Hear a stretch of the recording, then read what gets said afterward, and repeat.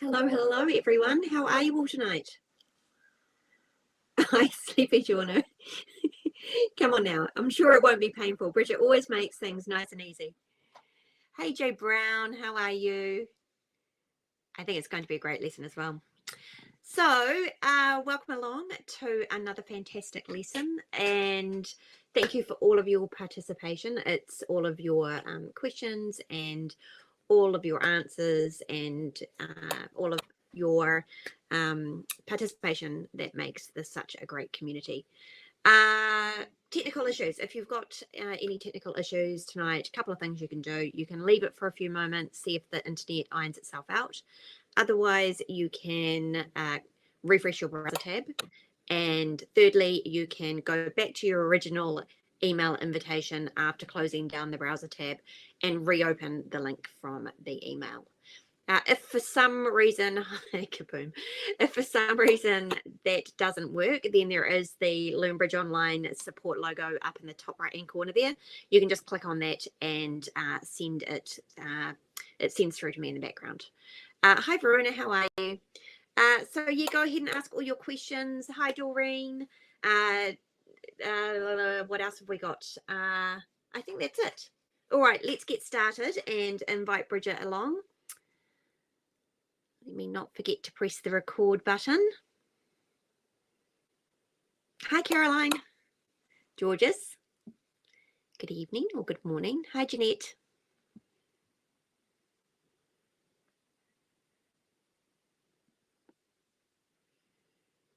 Right, I think we're ready. So welcome along to another fantastic lesson here at LearnBridge Online. Welcome to those people who are on the live stream. Also a big welcome to those people who are watching the replay. If you are watching the replay, you're most welcome to join us next week. Come along, join in the live lessons. It's lots of fun and you get to ask your questions and have them answered on the spot. Otherwise, of course, you can always find the lessons in your classroom page where you can also leave any questions for Bridget. Speaking of Bridget, let's invite her up. Everybody give a warm welcome for our fantabulous teacher. Hello. Hi, everybody. Nice to see you. Hello. Hi. So we've got a bit of challenging stuff going on today. You've probably seen the picture on the front, have you, of the little man being squeezed? I may have. Yeah. So we're going to talk about squeezes. I don't know how many people have looked into squeezes before, but even if this is a little bit like, whoa, the first time, it's actually just great to start to understand the idea of it. So don't feel too kind of overwhelmed by it. If you can, just let it wash over you a wee bit and think that some of this will be going in. You'll be starting to understand some of the fundamentals of what's going on with a squeeze. And if that's happening, I will be thrilled. It's all about just planting that seed, understanding it, and sort of working from there. But it's an introduction to squeezes, basically. By the way, before I start, I've got a good story about this, which is that I was chatting to a woman who's played for England, and she said to me, I have never knowingly put together a squeeze in my life. So, that is encouraging. I know. I thought, okay, kind of interesting. So, I mean, the top players are squeezing left, right, and centre. You know, some of these great genius players, but it's fun to understand them. But before I say anything else, like, who here is a skier? Have we got any skiers here? I just thought of a great analogy with skiing. If you're not skiing, you're just going to have to imagine being a skier. Is that a yes from you, Jay Brown? Okay. Oh, good. Ages ago. Okay, so skiing. So I think of squeezes a bit like when you go skiing off-piste. So you're on your ski holiday, you decide to go off-piste, and suddenly you're way out of your depth and you're falling over and you're crashing into things and your skis are getting tangled up. And then you go, oh my goodness. And then you come back on-piste and your skiing on-piste is amazing. So it's because you've taken yourself out of your comfort zone into that tricky area, really pushed yourself, and you think this is doing no good at all, this is ghastly, and then you come back on to the easier stuff, and we'll have some easier hands at the end of the session today, and you'll think, crikey, that's easy. Well, that's the plan. And actually, before we get started on the lesson, I think there was a message from Bajir as well, who wanted us to mention Susan Anisfield. Oh, yes, she's going to take over for these lessons. Yes, in a couple of weeks, because I'm on holiday. She's coming in and going to do some wonderful work on unbalanced hands, in particular some of those 5-5 shapes. So I've had a good chat to her on the phone. She's really excited about teaching this class and wants to kind of go into that area, which would be good fun. Right. Okay, so those lessons are coming up, and you'll be away. I think it's for 1 month, isn't it? About I think it's 5 weeks. Basically till Christmas. Yeah, which is going on a big trip around the world, including down to sunny New Zealand. So yeah, very excited about that. I will leave you to the lesson. I'll see you at the end, and hopefully I won't be too bamboozled. I'm sure you won't. Okay, let's get going on this. And shrink me down here. Pop up our screen. Okay, can I squeeze you? So I imagine actually everyone has felt squeezed at some time. So the squeezing position is when a declarer is playing out a whole bunch of cards and you suddenly think, crikey, if I let this one go, if I throw this high card, that's going to mean that they're going to make their other high card. And you end up in this position where you can't afford to throw anything away. I'm sure it's happened to you. And then perhaps your partner will helpfully say at the end, you should have just kept the King of Diamonds, partner. And then you'll say, I couldn't because I had to hold on to that card. And I also had to hold on to this other card. So sometimes these squeezes happen by accident. In fact, they often do happen by accident, but sometimes declarers will set these up on purpose and will be squeezing you, and they'll know exactly what they're doing. They would have created the squeeze and set it up to put this pressure on you. So the very first point, and I think this is an important point, is when you're playing a hand, if it looks like you're not going to make your contract sometimes, there will actually on occasion be times when you will make it by a squeeze. And you won't even know that you are actually squeezing necessarily. You'll just be playing out your high cards. And just because of the way the cards lie, you'll be putting pressure on one of the defenders not to throw away some of their cards. So the reason I'm saying this is I've played with people before, and I've been playing with some declarers, and they'll get to sort of the third or fourth last trick, and they'll just say, look, I'm going to give you the King of Diamonds. And you'll say, thanks very much. And then you'll think, you didn't have to do that. If you had just played out all your cards, I was going to be really stuck because I was desperately trying to hold on to length and perhaps a 4-card suit. And I was going to be squeezed between holding on to a card which might get promoted in a 4-card suit and between that King of Diamonds. So if this happens, if you're looking at and you feel like there's no possibility your contract's going to make, do think maybe there's a squeeze thing happening here, even if you don't fully understand it. And it's a good tip just to play out your winners, and maybe something magical will happen. Maybe you will end up putting pressure on one of these defenders and they might have to throw away one of their cards. So that would be the one takeaway from this. Most squeezes do actually happen by accident. So play these things to the end often. Also, sometimes people throw away the wrong card by mistake as well, not because they're squeezed. So first things first, let's look exactly at what a squeeze position is here. So it happens when a declarer plays a card, and it has to be in a suit now that the defender hasn't got, and it forces the defender to discard a potential winner. So you play a squeeze card in one of your hands, and you watch to see what the squeezed player plays. So in this one here, can everyone see this little example I've got here with South? And South has got the Ace of Clubs, 7 of Hearts, and the Ace and the 8 of Spades here. And in their North hand, they've got the Ace of Spades, the Jack of Spades, and the King of Hearts. So when you look at West's hand, West has actually got 2 winners. West has got a Heart winner and a Spade winner because he's got the King and the Queen. Whereas North has just got 1 winner. North has just got the Ace of Spades. But what North has got is 2 potential winners. The potential winner is the Jack of Spades and the King of Hearts. So when South here plays this Ace of Clubs, what is West going to do? Can people see the problem here when South plays the Ace of Clubs? West has to throw something away. And as soon as West throws something away, then South can look at the North hand and think, one of those cards has now become a winner, and I throw away the one that was a loser. So in this situation, if South plays that Ace of Clubs and West throws away the Ace of Hearts, then suddenly that North King of Hearts becomes a winner. It's like happy days. If South plays the Ace of Clubs and they throw away the King of Diamonds, the King or Queen of Spades, then suddenly your Ace and Jack of spades becomes winners. So there's just absolutely nothing West can do here. There's completely nothing they can do. When you put that squeeze on them, they have to throw away one of their cards.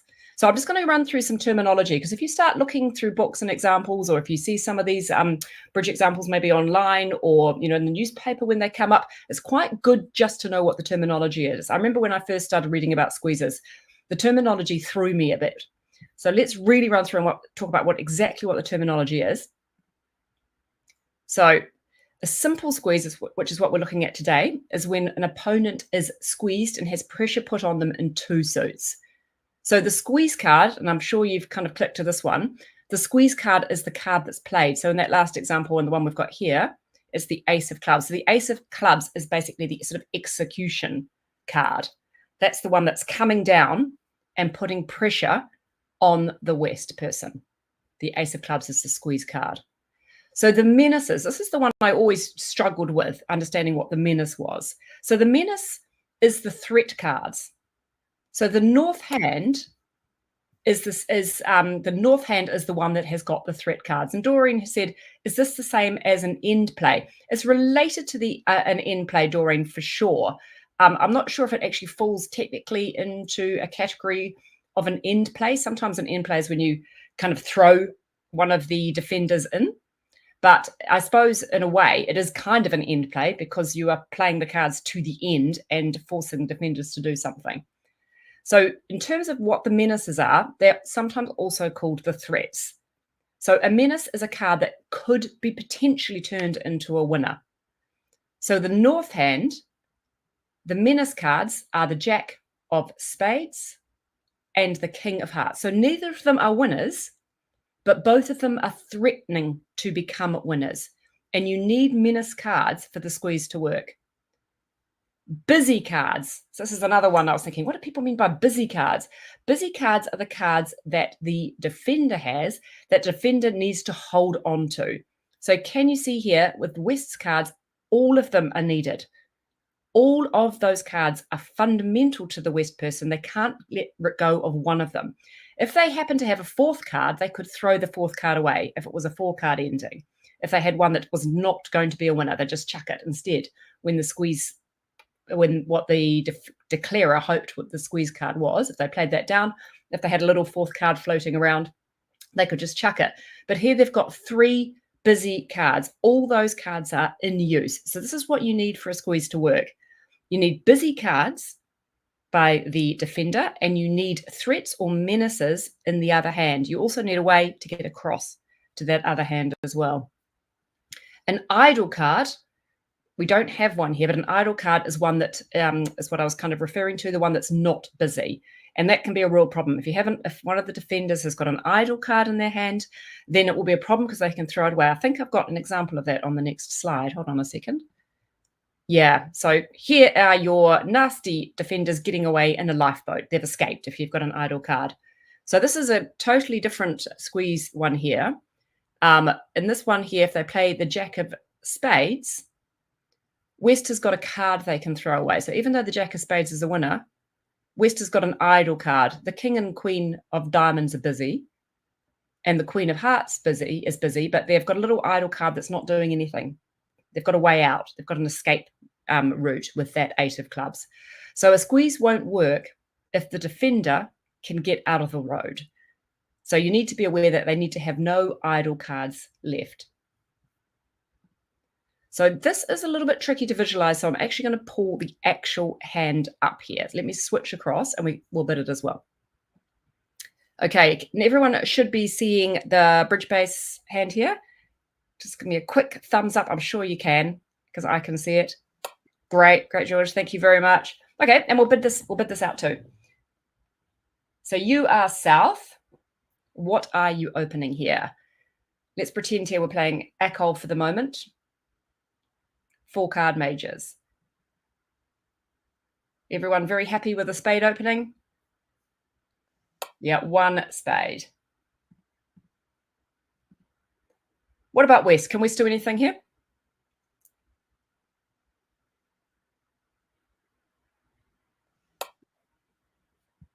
To me, this is not good enough to overcall with this West hand, so West will be passing. Okay, this is a problem that comes up quite a bit with Acol, this North hand. So your partner's opened a spade. You've got 11 points. What are you going to bid? What would you bid here with this North hand? By the way, this is your opportunity to get blown up. Be careful. What should the North hand bid here?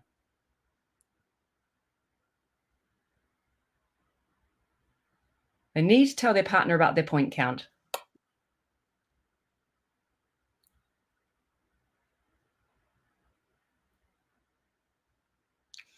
So they can't bid 2 no trumps or 1 no trump if you play. They can't bid 2 no trumps if you play Jacoby, which I think most of you are.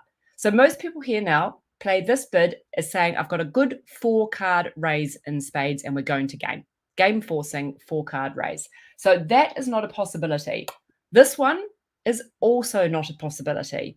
If you bid a major at the 2 level in response to your partner with only a 5-card suit, you get blown up. That is a bridge sin. You can't do that. The problem also with Acol is you can't bid 3 spades here because you don't know that your partner has got 5 of them. And here they've got 6, but you just don't know that. They could have a big balanced hand with only 4 spades. So any other ideas what you can do here? This is where you've got to be a wee bit inventive. You can't double your own partner. I know that we all want to double our own partner sometimes, but you unfortunately can't double your own partner.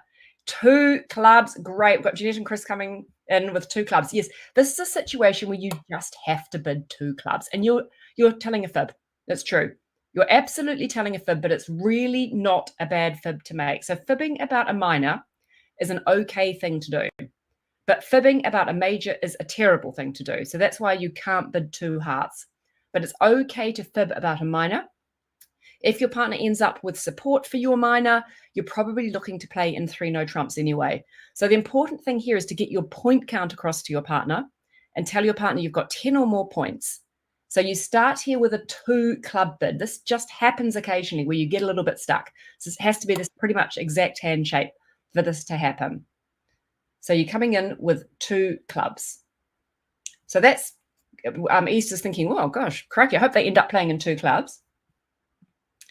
So now what is South going to do now?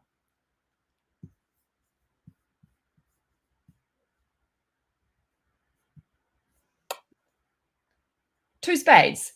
So for me, this particular sequence would promise 6 spades here. Why do we know that you could not have a 5-card suit here? It must be 6 in this particular sequence for sure. And this all links back to some of those lessons we had about bidding past the barrier, the idea of the reverse.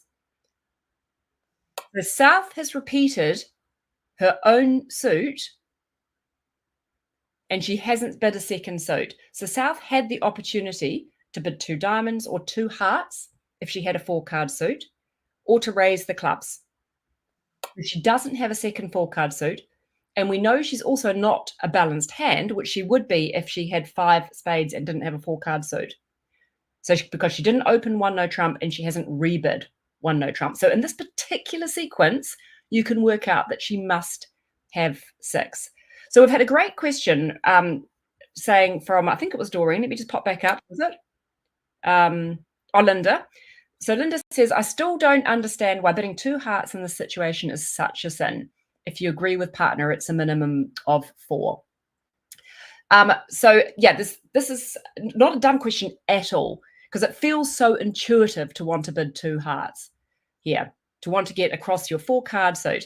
But the reason is because this particular hand shape that you've got up here with North hardly ever comes up. It's not enormously common. Well, it comes up a bit, but it's not enormously common.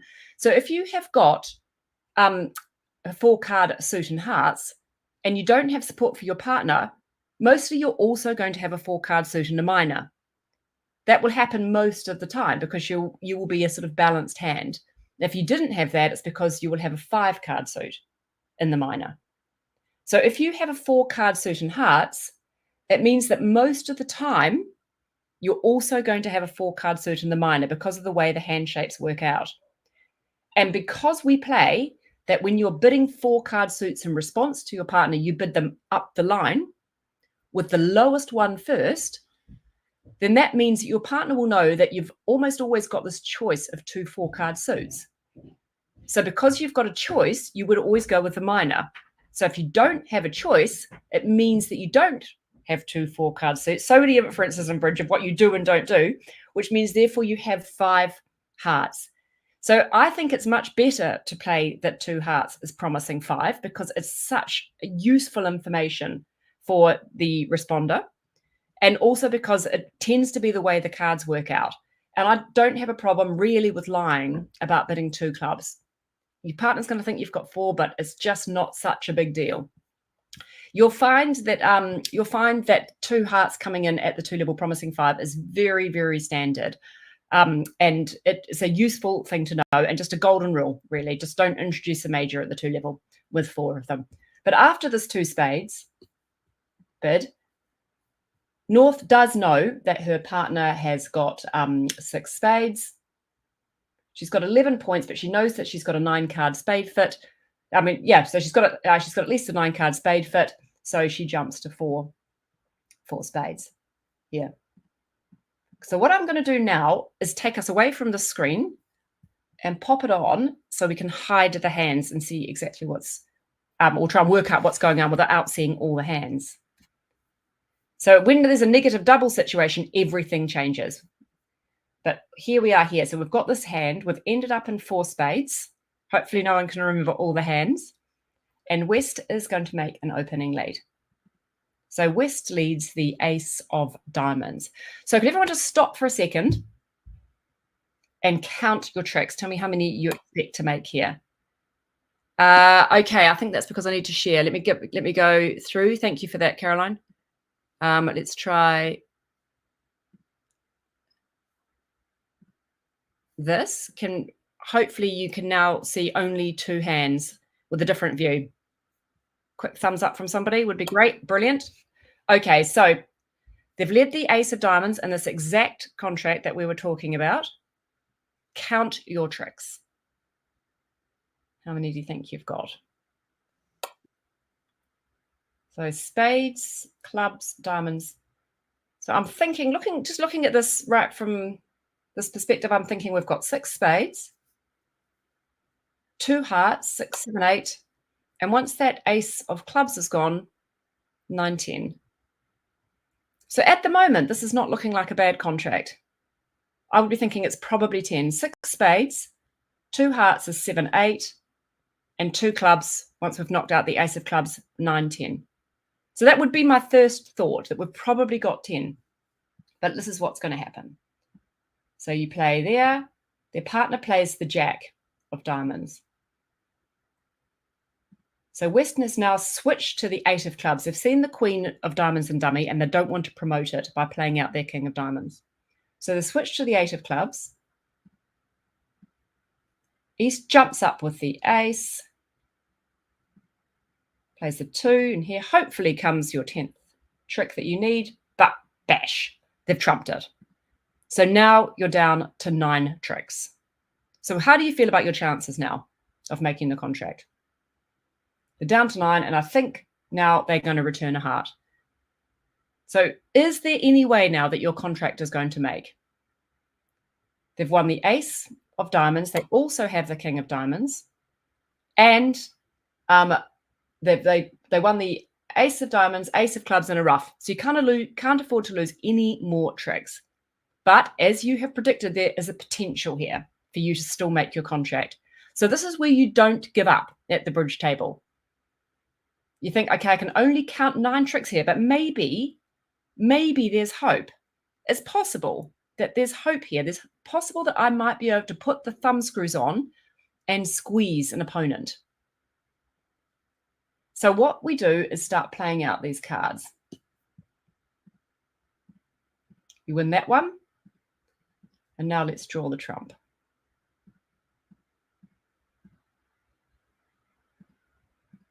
And throwing away a diamond.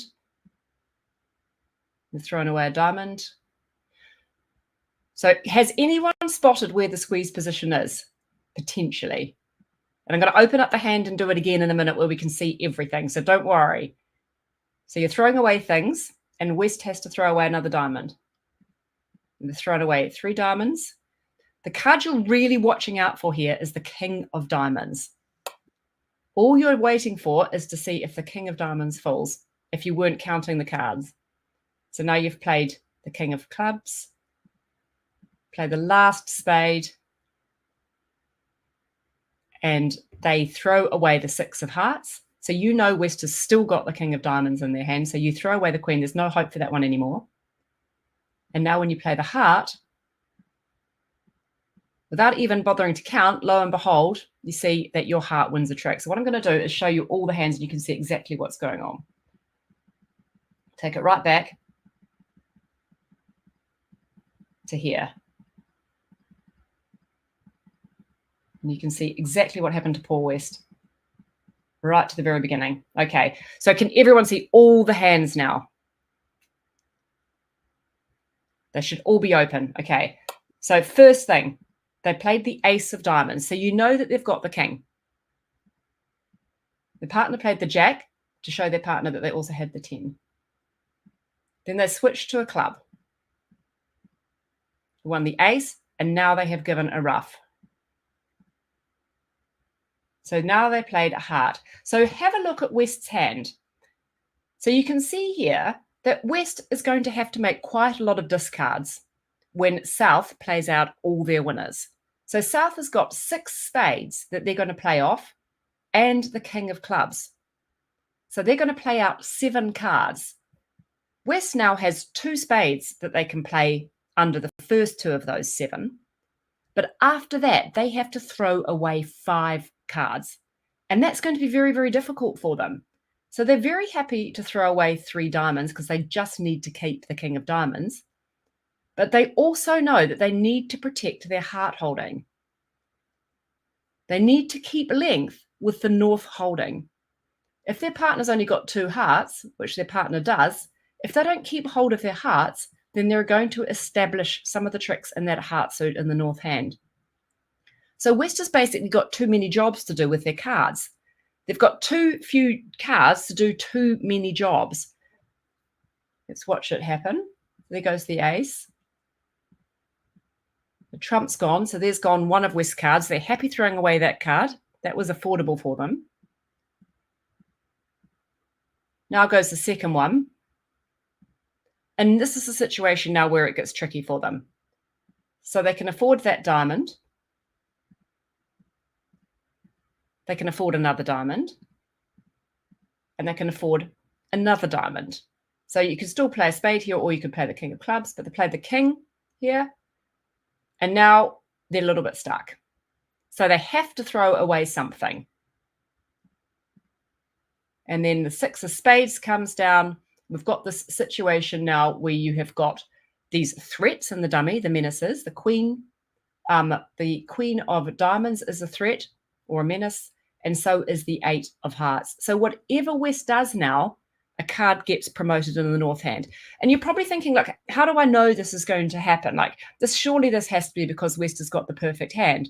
And yes, that's true, but it is actually your chance. It's your only chance of this happening. So you might as well play the cards in such a way just to give this situation a possibility of happening. If it is true that poor old West is trying to protect that 4-card heart suit and also their high card, then it will work for you. So it's worth giving it a go. In this situation, often for a defender, it's about protecting a 4-card suit. They're trying to hold on to those 4 cards to protect those and also 1 high card, and they just don't have enough cards to do it. So who is with me on the logic so far? We're going to do another one in a second. Everyone can see what's going on. Great. Okay, let's try another one. And we'll go to, I think I have to share the screen again and make sure we get the bidding as well.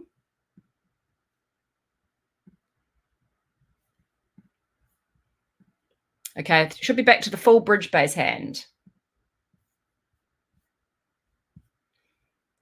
So as we said at the very, very beginning, don't panic if this just feels a bit like, whoa, I haven't quite got the string to my brain working yet. You'll start seeing how it works and you'll just realize the situation happens. Okay, now for this next hand.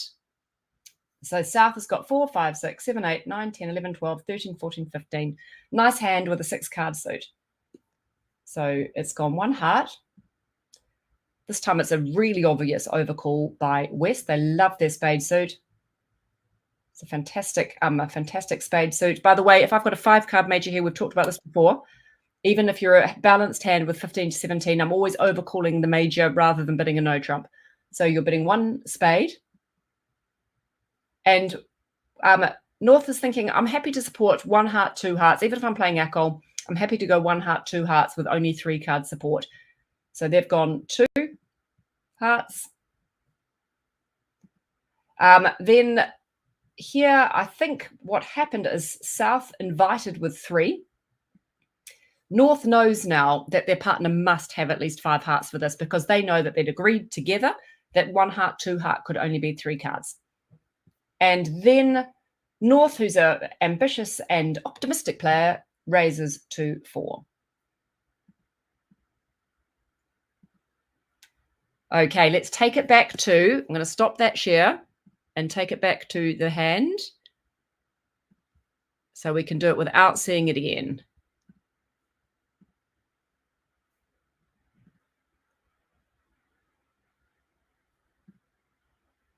I think it is this one. Okay. So we should be seeing a screen with just 1 hand in South. Has everyone got that? With 1 heart by South, spade overcall, brilliant. 2 hearts by your partner, 4 hearts. So you're sitting here at the bridge table, and then this first card comes down, the ace of spades. Okay, so let's count the tricks this time. Winners and losers. We haven't got the king of hearts, unfortunately. So 1, 2, it's probably 5 hearts, 5, 6, 7, 8, and we need a 9th trick from somewhere. 4, so 5, 6, 7, 8, need 2 more tricks from somewhere. So we can get one of our tricks from a diamond rough. So Dorian said, not sure why you go 2 hearts when you didn't with the spades. Okay, that's a great question from Dorian. Do you mind if we just pause the thought on the, we're just going to pause the thought for a minute on the squeeze and talk about why it's okay to go 1 heart, 2 heart with 3-card support, but we didn't do it on that last hand with spades when the responder also had 3 spades. The reason is all about point count, Doreen. So 1 heart, 2 hearts, or 1 spade, 2 spades is a perfectly okay thing to do with 3-card support if you've got between 6 and 9 points. But if you've got more points than that, you need to tell the partner about the strength of your hand. And it's not acceptable to go 1 spade, 3 spades, or 1 heart, 3 hearts with only 3. That's when you really are promising 4 if you're playing Akol. So that's why it is. It's because you've got a bigger hand. That first spade hand had a bigger hand. There were more points in that hand. And if they'd simply bid 2 spades, they would be valuing their hand. They'd be saying to their partner, I may only have 3 spades, but I don't have more than 9 points. I've got 6, 7, 8, or 9 points. And they couldn't do that. That's why they had to sort of fake this bid with a 2-club bid. Whereas in this particular hand here, they don't have a huge amount of points. So they're happy to just go 1 heart, 2 heart, because they have got 6 to 9. They know that if they had a bigger hand, if they had the same hand shape, but they had more points, they would bid 2 clubs here first. So I hope that explains that situation. So we've got the ace of spades led. And you can see that we've got, it looks like hopefully we've got 9 tricks. If the king of hearts is in the right place, we get an extra trick. But we're counting 5 hearts at the moment, 2 diamonds, a diamond rough, and the ace of clubs. So we're definitely short a trick here. So they've played the ace. They've played the king. And then now they have switched. So it could be that they've got the queen of spades here. but they don't want to play it out because they're scared about promoting that that jack of spades. They play the switch to the 10 of diamonds, which you win with the ace. Now you're going to get this ruffin while you've still got trumps. And hold your breath and ruff high just in case. So now for the finesse. If the finesse works, everything's great. But I know you can see what's going to happen. Finesse and shame. The King of Hearts is with West. So they're going to return a heart and you have one in your hand. How do you fancy your chances now? Is there any way that you might be able to squeeze West? What could West have that they're trying to hold on to that could be really hard for them? So you know your shorter trick, but you also know that West has probably got the Queen of Spades or could have the Queen of Spades. And they could also have the King of Clubs. Great, Caroline. So there's the Queen of Spades. Yeah, well done. Okay, Doreen's got it too. So it's possible that West is trying to hold on to the Queen of Spades, which is easy just to keep just the Queen, but also the King of Clubs. So the King of Clubs is a winner, but it's not going to be a winner if it's just gets stranded right down to its little self. If they end up with the King of Clubs solo by itself, the King of Clubs is not going to be a winner. So it's possible that that's the situation that's going on. So rather than just saying, I give up, let's play out all our winners and see how it goes. So you play the ace, and there goes a heart, play the queen, and then goes a spade, which you can imagine they can afford to play. Now you play the 9, they've played the spade, and now you play the 5, and watch closely to see what West does. And West has had to throw away something. So here they've thrown away the queen, which means that you can go across to the ace and your jack is promoted. So let's go back and I'll see if I can open it up so you can see all the hands. So let's go back a little bit more to when we start playing out our hearts. So that was, okay, so we're back to this position here where we start playing out the last heart. And you can see that West here is indeed trying to do exactly that. They need to protect the Queen of Spades, and they also need to protect the King of Clubs.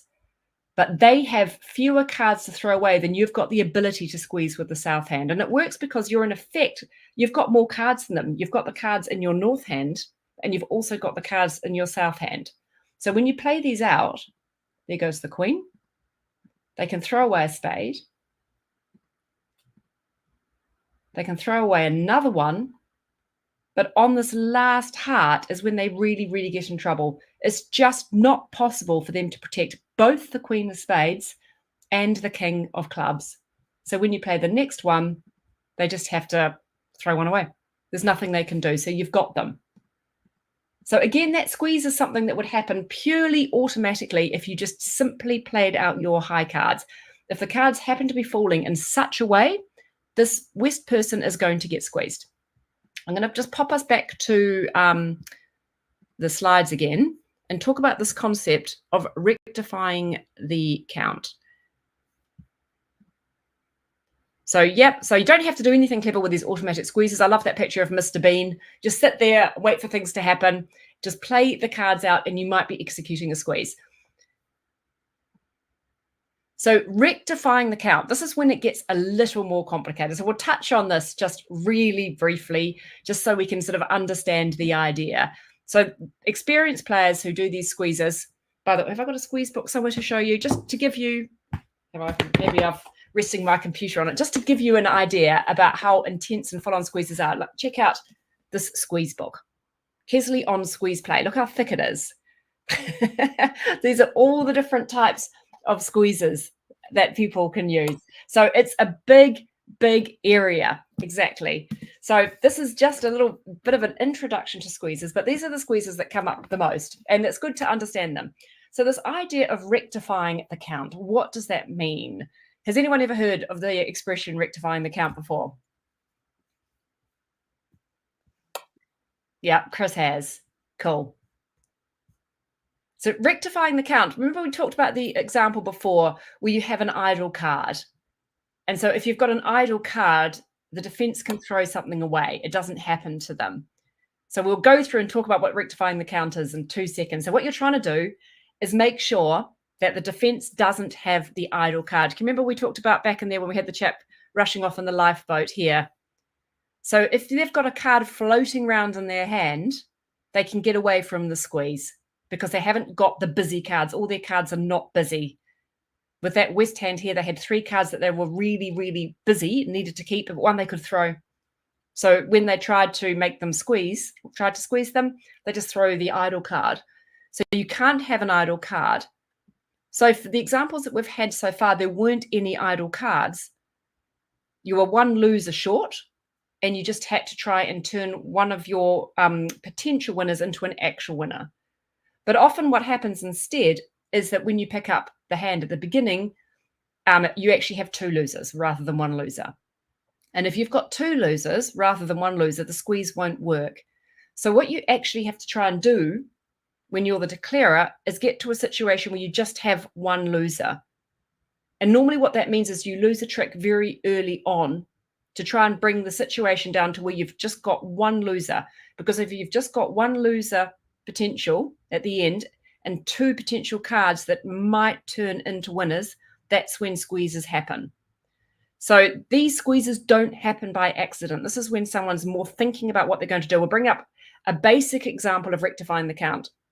Here, I'm going to pop you over to the bidding.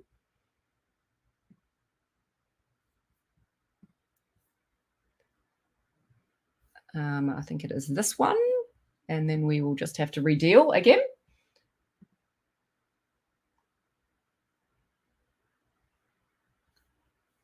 Okay, let's bid this one out here. And then we will talk about how rectifying the count happens, and hopefully you can visualize what's going on. So this time we've got 8, 9, 10, 11, 12, 13, 14, 15, 16, 17 points. So if you're playing ACOL, you would open a club here.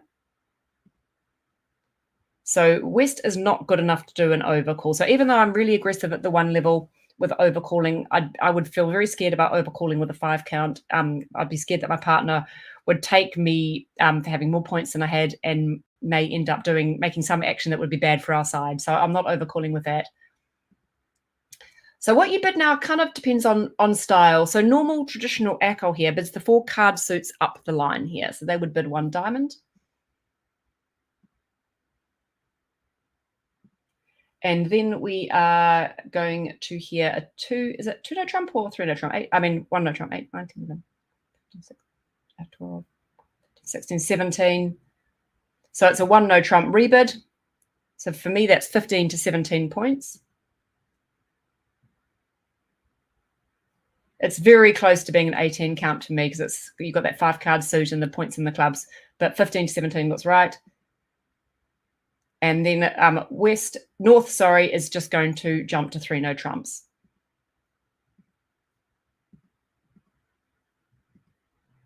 And now I will take you across to where you cannot see all the hands. But we'll do it both ways.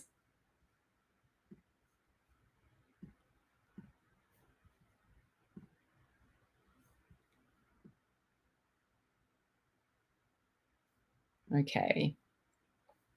Right. So can you now see that just the south hand? So we've got the same. Oh, crikey. So someone got really excited with the actual bidding here and has jumped to 6 no trumps. Also, okay, which is an overbid. So there's something's gone wrong with the bidding, and your partner, after your 2 no trumps, jumped to 6 no trumps. Okay, so the person in south upgraded their hand and pretended it was an 18 count. North got excited, and then now they've ended up in 6 no trumps, which is going to be very good practice for your bridge skills. So rather than playing in 3 no trumps, now you're playing in 6 no trumps here.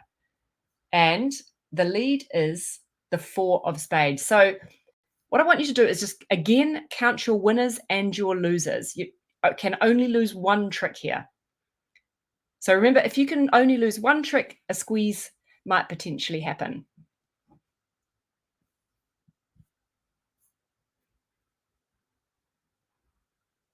So did someone say no, they can't see the screen, or you can now? You can see it now, cool. So we've got 1, 2, 3, 4, 5, 6, 7, 8, 9, 10. Now, how many losers have we potentially got?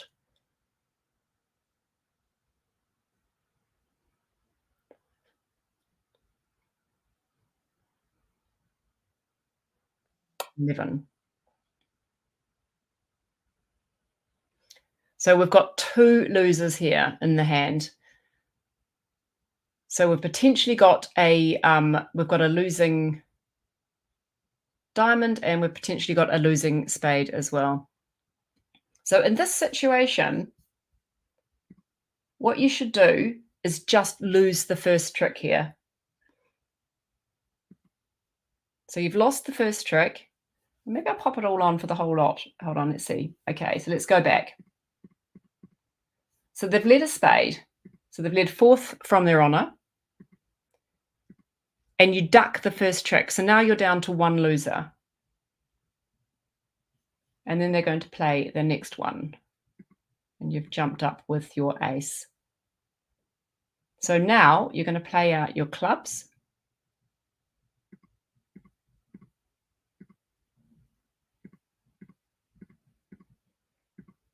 Cross to the ace. Play the queen.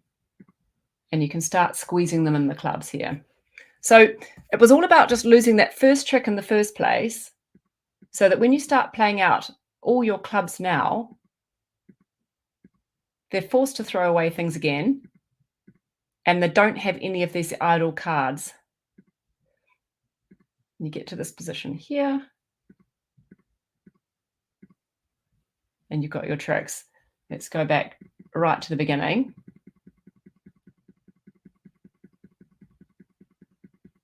Back to here.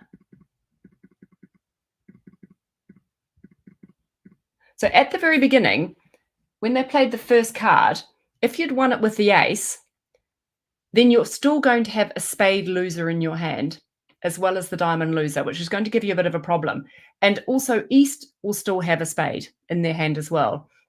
So if you'd happened to not win, if you'd happened to win the ace in the very first time, then you're not going to be able to put a squeeze in, because West and East are going to be able to protect the cards. What I might do actually is take it across and put the double dummy on, so you can see as well. So I'm going to stop that share and take it back across to the other hand.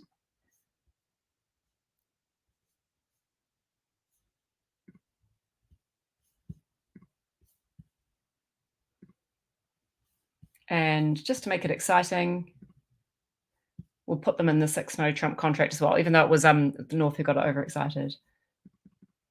So here we go. So say they play the 4th from their honor. They play the lowest of 2. Suddenly, if you play the ace here, it's going to cause a problem.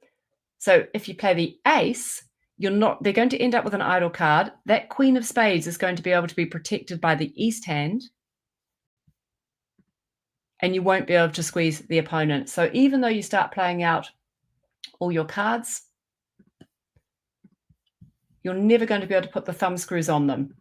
East is not going to throw away the queen, and you're not going to be able to have a threat to your opponent. So they're going to throw a heart.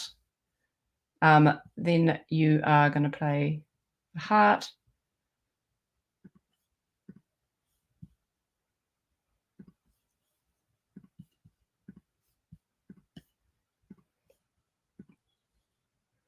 And they can throw a spade. West is going to keep their ones. So when you play out all these clubs, they can throw away 1 diamond. What you were hoping to do is squeeze them in diamonds and spades. They can throw a spade. They can throw a spade. You're going to keep that one. And so East has still got the queen, and West has still got the king, and it's just impossible to squeeze them. But if at the very beginning, yeah, they might get it wrong. That's true. They might throw something else away. But it is 100% if you duck that first trick at the very beginning and rectify the count. So try and get down to where you've just got one loser. So undo this one. So if at the very beginning you play low here, and then they play a spade back. Now West is going to have to protect that king. And so you have a loser, but you can now start squeezing. And they're going to have a lot of trouble trying to hold on to everything that they need. So they're looking at the 4-card diamonds in the dummy. They see the 4 cards in their hand and they know they need to protect that. They can throw a heart.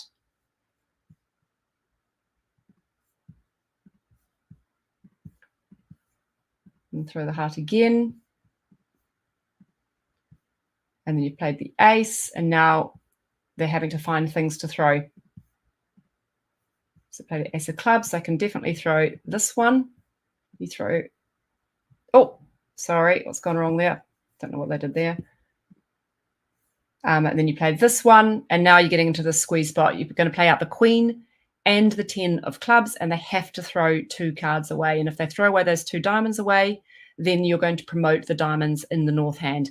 So the idea of rectifying the count, just so you're familiar with the idea, and I know this is the idea that is much trickier, much harder to understand, but the idea of rectifying the count is try and get rid of the loser at the very, very beginning in the hope that they won't have a slush card at the end to throw away. And that when you get to that end position, they've only got busy cards left. I think what we're going to do now is what I was talking about before, is that we're going to go on piste now with the skiing and do something that you're a little bit more familiar with and a little bit more revision of our declarer play. So let's just redeal one of these and bid another completely different hand out and get you thinking about something in a different way. Okay, let's see. 4, 5, 6, 7, 8, 9, 10, 11, 12, 13, 14 by the north hand. Let's bid this one out. So everyone happy with a spade opening by the north hand?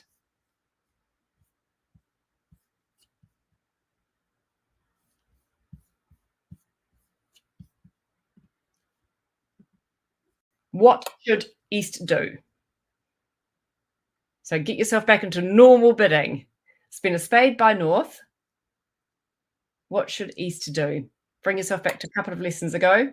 So they've got 4 cards in all the other suits. They've got a shortage in the spade suit, even though it's the ace. 4, 5, 6, 7, 8, 9, 10, 11, 12, 13, 14 points. So they've got an opening hand. So double looks fantastic.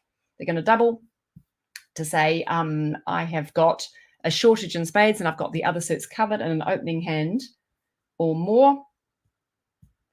And then 10. So what do you think West would do now?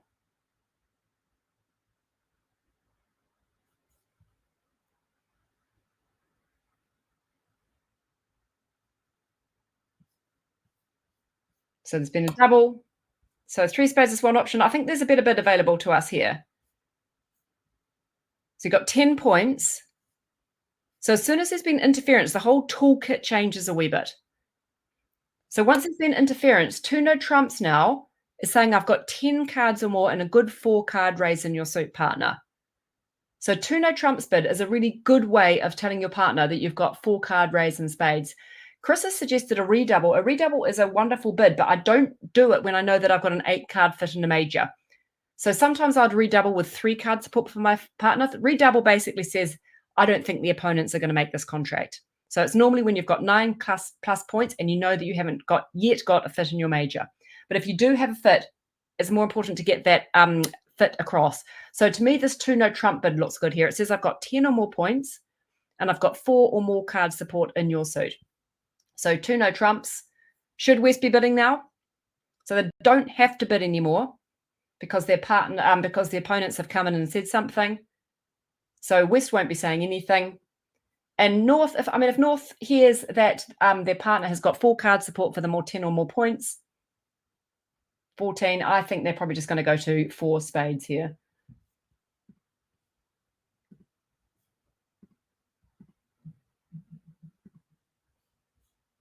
Okay, so let's talk about our thinking when you declare a play here. So say they lead the king of clubs.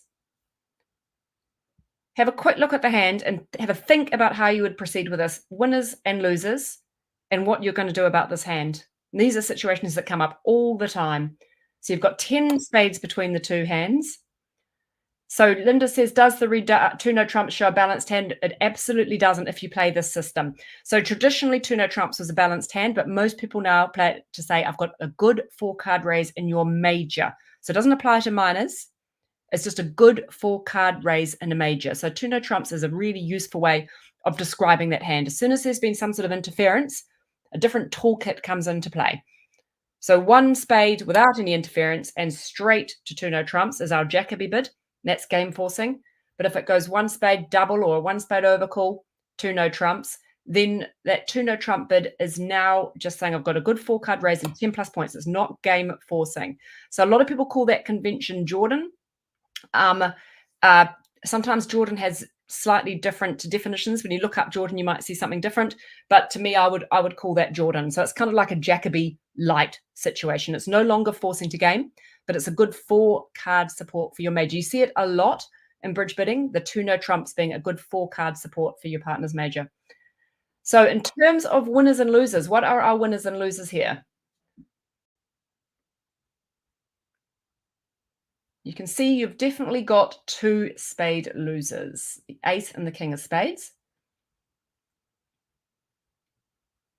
Got no heart losers and 2 club losers. So how would you proceed with this hand here?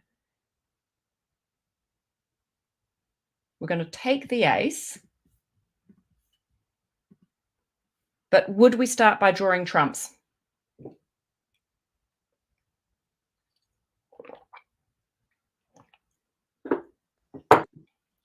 You absolutely can't draw trumps here. And yep, Doreen spotted it. Chris has spotted it, I think. So what you need to do here is tidy up the hand. If you draw trumps, a good defender is immediately going to start taking out the clubs and take out those 2 clubs. And you've got to get rid of one of those clubs. So this is a situation where you've got to be a bit brave. So you start by playing these diamonds, tidying up your hand, playing the ace. Hope like crazy there hasn't been a bad split, but if there has been, you're always going to have those club losers anyway. And just chuck away that club before you draw the trumps. This is all about getting the timing right. And now when you play a spade, would they play low? They've got their ace. And now when they attack these, whoops, they're not going to do that one. They're going to play that one. Now when they attack those clubs, you say, yep, go for it. But because I did my housekeeping, I tidied up those clubs, they're no longer a threat for me. You rough in, and now you can pretty much just play out the king, and then you are away. Second hand low, yeah, if the person had jumped up with that king of spades, it would have crashed the ace. Yeah, exactly. So in this position here, when you're drawing the trumps,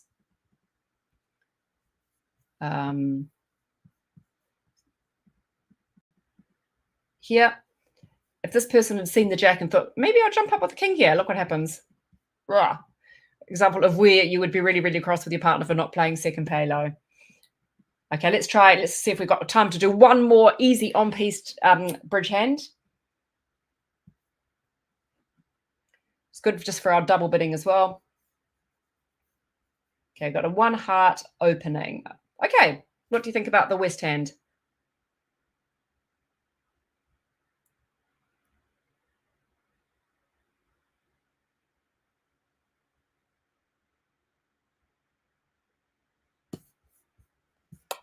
Looks like a great double. Got a shortage in hearts, tolerance for all the other suits. So North has a Yarborough. North can't do anything. A real Yarborough, not even a 10. Right, so what about the East hand? 4, 5, 6, 7, 8, 9, 10 points. The Jack of Hearts probably isn't worth very much. King of Hearts is a great, Ace of Hearts is obviously a good card, but the Jack of Hearts is a wasted value.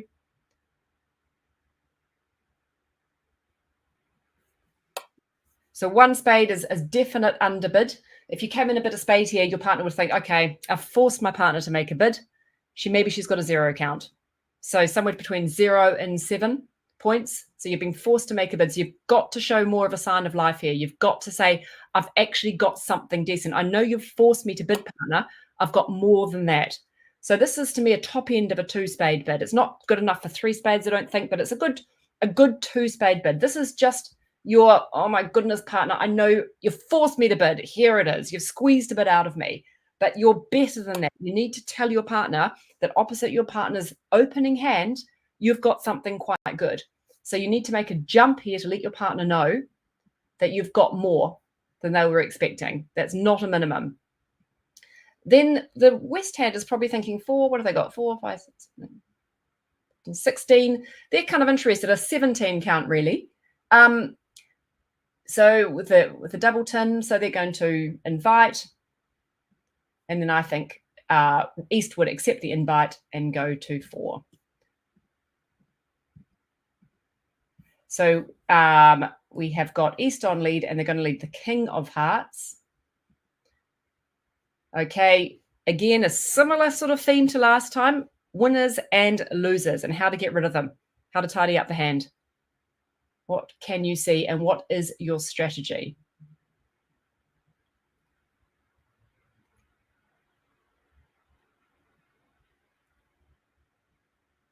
How do you feel about making the contract? You've got 2 spade losers and you have got 1 diamond loser and 1 heart loser, which is too much. Yeah, you've got too many losers. So it's such a great mental exercise to get into, counting your winners and your losers at the beginning. But we can do something about it. There's chances for this contract as long as we don't get something hideous going on in the club suit. So we're going to take our ace and immediately get to work on tidying up the hand. You can see that you've got this lovely position where you've got more clubs in the West hand and the East hand, so you can play these clubs. Hope you don't get a bad break, but if you get a bad break, that's just bad luck. It's your chance to get rid of that loser, and then boom, is gone forever. So now you can draw the trumps and then just concede the ace and the king of spades and the ace of diamonds. So that probably felt like a breeze after all that talk about squeezing and holding on to cards and rectifying the count. But I hope you enjoyed it. I hope you like the idea and the concept of it.